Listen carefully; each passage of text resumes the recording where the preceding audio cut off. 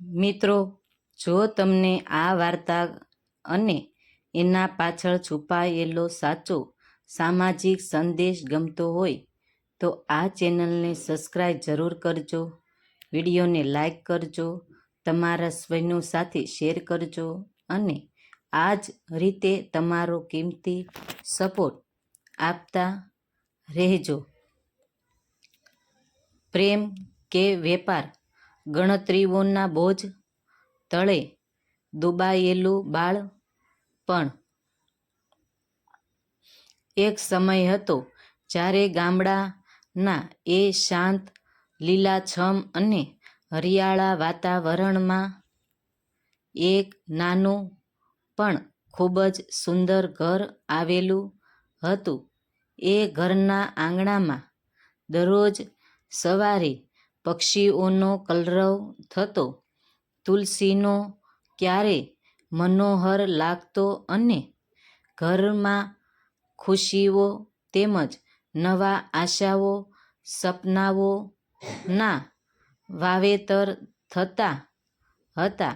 પણ એક સપનાઓ અને વાસ્તવિકની પાછળ એક એવી કહી શરત, સ્વાર્થ અને અદ્રશ્ય હિસાબ કિતાબ છુપાયેલો હતો, જે સમય જતાં જે ઘરના બાળક માટે એક મોટો રહસ્ય અને દર્દનાક બોજ બનવાનો હતો. બાળપણના એ નિશ્ચિત અને નાદાન દિવસોમાં, જ્યારે કોઈ બાળક રમતમાં મગન હોય, માટીના દરોડા બનાવવાનું હોય, ત્યારે તેને દુનિયાના કોઈ ગણિતની ચાલબાજીઓની કે વ્યવહારના કડવા નિયમોના સાચા ખબર હોતી નથી. તેને તો માત્ર એટલી જ ખબર હોય છે કે મા-બાપ એટલે આખી સૃષ્ટિનું સૌથી સુરક્ષિત અને પવિત્ર નામનું એમનો છાંયડો, એટલે દુનિયાનું સૌથી મોટું સુખ અને એમનો પ્રેમ એટલે અપરપાર વહેતી વાત્સલ્યની નદી. પરંતુ દરેક ઘરનું ચિત્ર બહારથી દેખાય છે એટલું ગુલાબી કે પવિત્ર નથી હોતું. અમુક ઘરોમાં સ્થિતિ સાવ અલગ, કઠોર અને અંદરથી કરુણ હોય છે. ત્યાર વહુઓની કે પારકા લોકોની વાત તો બહુત દૂર રહી, પણ પોતાના લોહીથી જન્મેલા સગા દીકરાને પણ એ વાતનો સતત, દરરોજ અને કડવાશપૂર્વક અહેસાસ કરાવવામાં આવે છે કે તેના ઉછેર અને ભણતર પાછળ કેટલો ખર્ચ થઈ રહ્યો છે. બાળપણના નાનકડા હાથમાં આપેલા રોટલીનો દરેક કોળિયો, દૂધનો ઘૂંટડો ને રમકડું નિસ્વાર્થ પ્રેમથી નહીં, પણ ભવિષ્યના મોટા રોકાણ અને વ્યાજખોરીના આયોજન તરીકે ખવડાવવામાં આવતો હોય છે. જેમ જેમ બાળક મોટું થતું જાય છે તેમ તેમ તેની ઉંમરની સાથે સાથે એ અણકહી ઉધારી અને અપેક્ષાઓનો હિસાબ પણ મોટો ને મોટો થતો જાય છે. જ્યારે દીકરો સહેજ સમજણો થાય છે, શાળાએ જતો થાય છે અને આસપાસની દુનિયાને થોડી ઘણી સમજવાનો પ્રયત્ન કરે છે, ત્યારે તેને રમત રમવામાં, વાતે વાતચીતમાં કે ઘરના નાના મોટા ઝઘડાઓમાં વડીલો દ્વારા સાંભળવા મળે છે કે અમે તારા માટે કેટલો મોટો ત્યાગ કર્યો છે.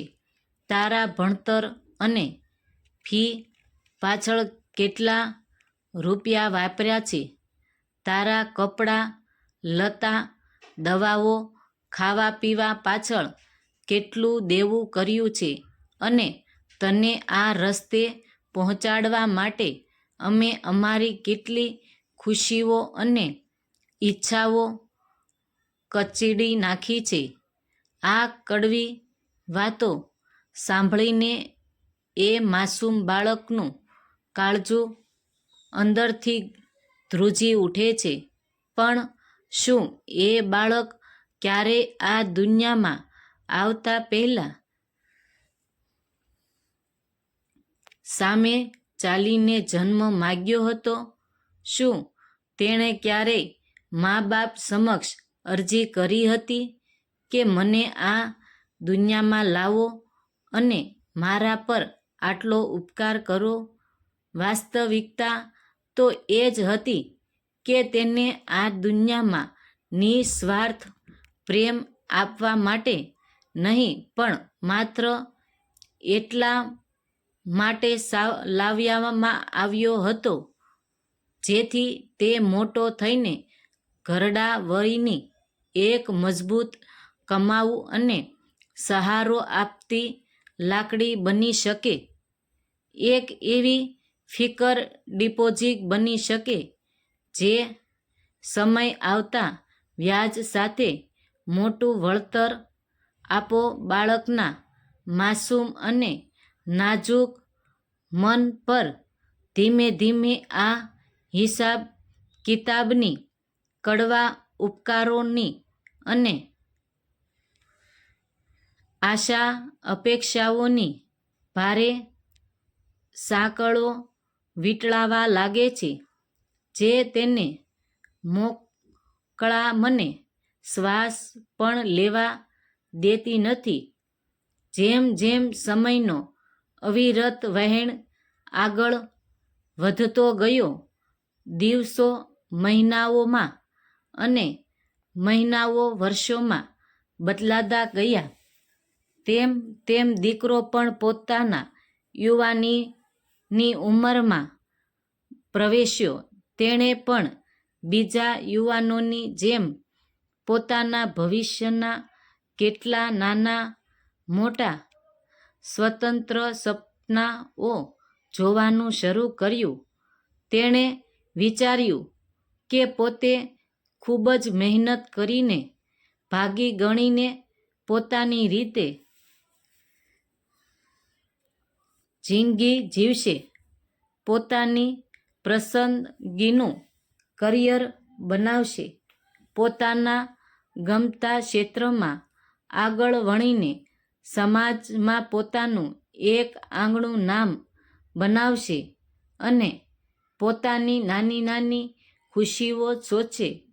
પરંતુ જ્યારે જ્યારે પણ તેણે પોતાની મરજીથી જીવવાનો, પોતાનો જીવનનો કોઈ નિર્ણય લેવાનો કે પોતાનો પસંદગી વ્યક્ત કરવાનો એક નાનો સરખો પ્રયાસ કર્યો, ત્યારે જ તેને બાળપણમાં ખવડાવેલા એ એક એક કોળિયાનો, એક એક કપડાનો અને ભણતરના એક એક રૂપિયાનો કડવો હિસાબ ગણાવી દેવામાં આવ્યો.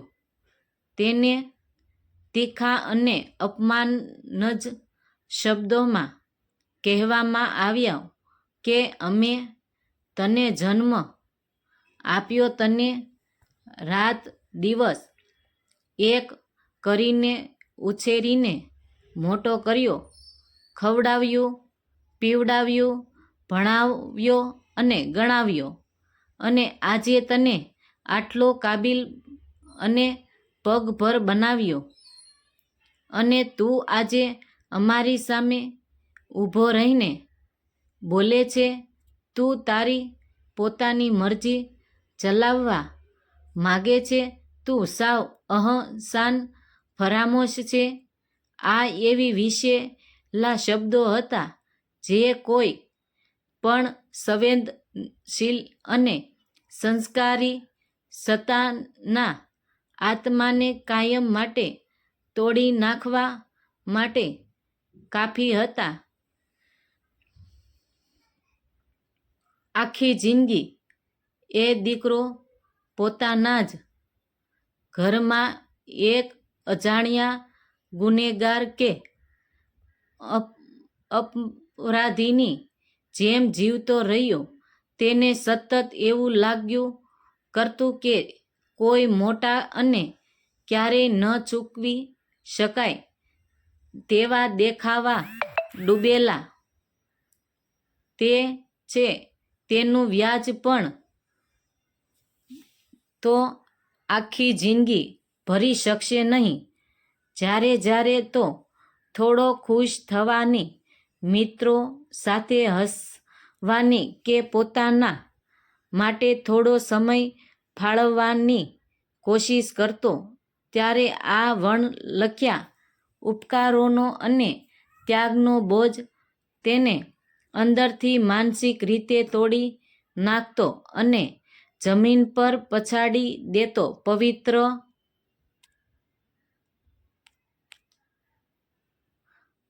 અને નિસ્વાર્થ ગણાતા પ્રેમના અને નામે થતો આ જ વેપાર એટલો સૂક્ષ્મ, ગંભીર અને ખતરનાક હતો કે તે બહાર જઈને પોતાના દિલનું દર્દ કોઈને કહી પણ શકતો નહોતો.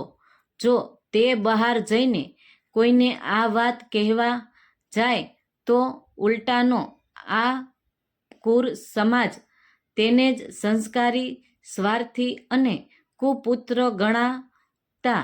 કારણ કે બહારની દુનિયાને તો બહારથી એમ જ લાગતું હતું કે મા બાપે પોતાના દીકરા માટે કેટલો મહાન ત્યાગ કર્યો છે અને તેને કેટલો સફળ અને કાબિલ બનાવ્યો છે.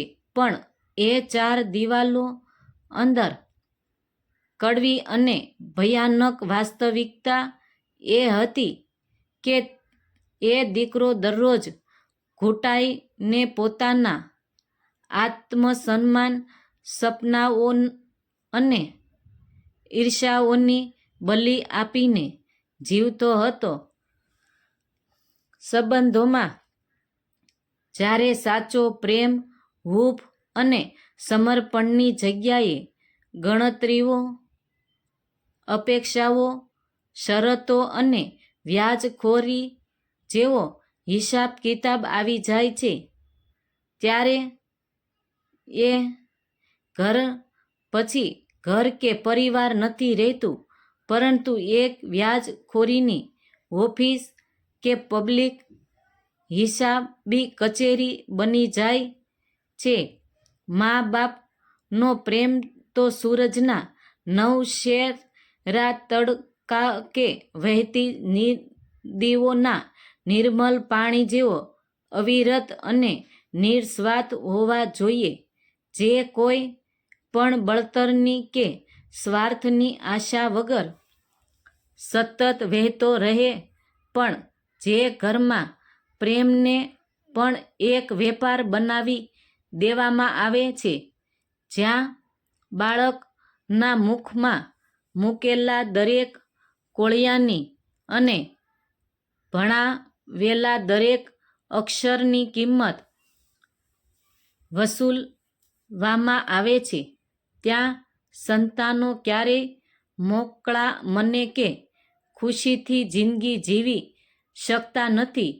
તેઓ માત્ર એક કડવા કોળિયાઓનો, માનસિક ત્રાસનો અને ક્યારેય પૂરા ન થતા ઉપકારોનો ભારે બોજ પોતાની કાંધ પર ઊંચકીને આખી જિંદગી પરાધીન બનીને વેઠારતા રહે છે.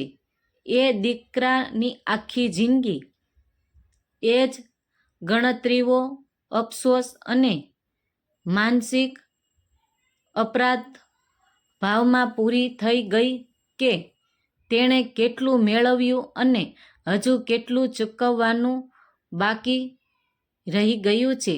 સાચે જ કેટલા લોકો પ્રેમને પણ એક વેપાર બનાવી દે છે અને સંબંધોની પવિત્રતાને કાયમ માટે ભૂંસી નાખે છે.